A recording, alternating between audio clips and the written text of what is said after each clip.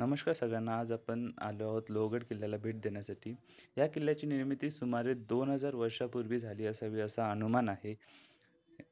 हा किल्ला प्रामुख्याने त्याच्या मजबूत बांधकामासाठी आणि पहिल्या सुरतेची लुटीची जी संपत्ती होती ती याच किल्ल्यावर नेताजी पालकर यांनी आणून ठेवली होती.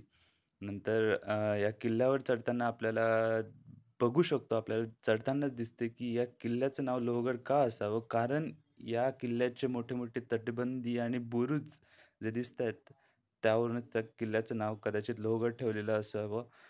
थोडं पुढे जाताच आपल्याला एक निमुळती वाट दिसेल, जी की दिसते आपल्याला आणि त्याच्या पलीकडे आपल्याला दिसतोय तो म्हणजे गडाचा पहिला दरवाजा, गणेश दरवाजा. बाजूलाच मोठं बुरुज आणि विसापूर किल्ल्याचं विहंगम असं दृश्य बघायला भेटतंय.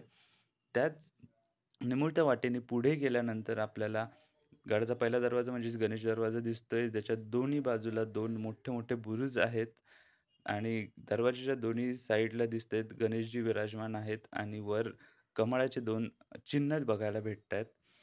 याच दरवाजातून थोडे पुढे गेल्यानंतर आपल्याला त्या काळातील 2 ते 3 तोफ आणि त्यांचे तोफगाडे उत्तम अशा अवस्थेत बघायला भेटतील. त्यावरून आपल्याला तोफ आणि तोफगाड्याचा एक अंदाज येऊन जाईल, कसे असतील त्या काळी ते.